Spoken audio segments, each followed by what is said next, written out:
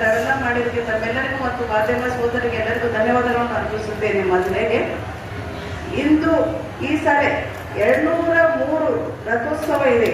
18ನೇ ತಾರೀಕು ಉಚ್ಚಾಯಿ, 19ನೇ ತಾರೀಕು ಶರಣಬಸವೇಶ್ವರ ರಥೋತ್ಸವ ಇದೆ.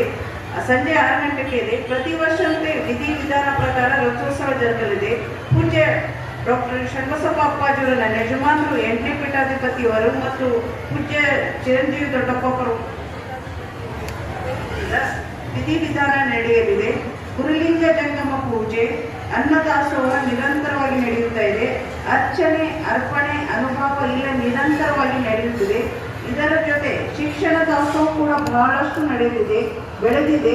ಇಂದಿನ ಮಕ್ಕಳಿಗೆ ಎಂಥ ಶಿಕ್ಷಣ ಬೇಕು ಅದನ್ನು ನಾವು ಕೊಡ್ತಾ ಬಂದಿದ್ದೇವೆ.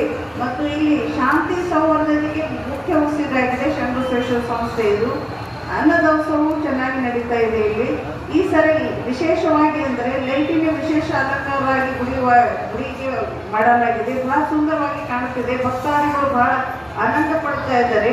ಭಕ್ತರು ನೋಡಿ ಆನಂದ ಪಡುವುದೇ ನಮಗೆ ಬಹಳ ಆನಂದ.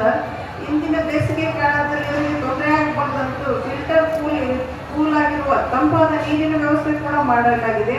ಮತ್ತು ಪ್ರತಿ ವರ್ಷದಂತೆ ಸಾಂಸ್ಕೃತಿಕ ಕಾರ್ಯಕ್ರಮ, ಪುಸ್ತಕ ಬಿಡುಗಡೆ, ಪ್ರಶಸ್ತಿ ಪ್ರದಾನ, ಭಕ್ತಾದಿಗಳ ಸೇವೆ, ಶರಣನ ಸೇವೆಯಂತೆ ನಾವು ನಡೆದುಕೊಂಡು ಬಂದಿದ್ದೇವೆ. ಸುಮಾರಾಗಿ 400 ದನಗಳ ಗೋಶಾಲೆಗಳನ್ನು ಅಪೋಲು ತೆಗೆದಿದ್ದಾರೆ.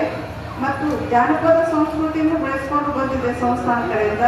ಹಾಲಕ್ಕಿ, ಡೊಳ್ಳು, ನಂದಿಗೋಲು, ಪುರಂತರು, ಜಾನಪದ ಕಲೆ ರೂಪವಾದ ಅನೇಕ ಪ್ರದರ್ಶನಗಳು ಇಲ್ಲಿ ಜಾತ್ರಾ ಕಾರ್ಯಕ್ರಮಕ್ಕೆ ನಡೆಯುತ್ತವೆ. ಎಲ್ಲ ವಿಶೇಷವಾಗಿ ಸಾಹಿತ್ಯ ಮತ್ತು ಸಂಗೀತ ಮತ್ತು ಎಲ್ಲ ಸಾಂಪ್ರದಾಯಿಕ ಜಾನಪದ ಎಲ್ಲವನ್ನೂ ಪ್ರೋತ್ಸಾಹಿಸಿಕೊಂಡು ಮಾಡ್ತಾ ಬರುತ್ತಿದ್ದಾರೆ ಸಂಸ್ಥಾನ ಕಡೆಯಿಂದ.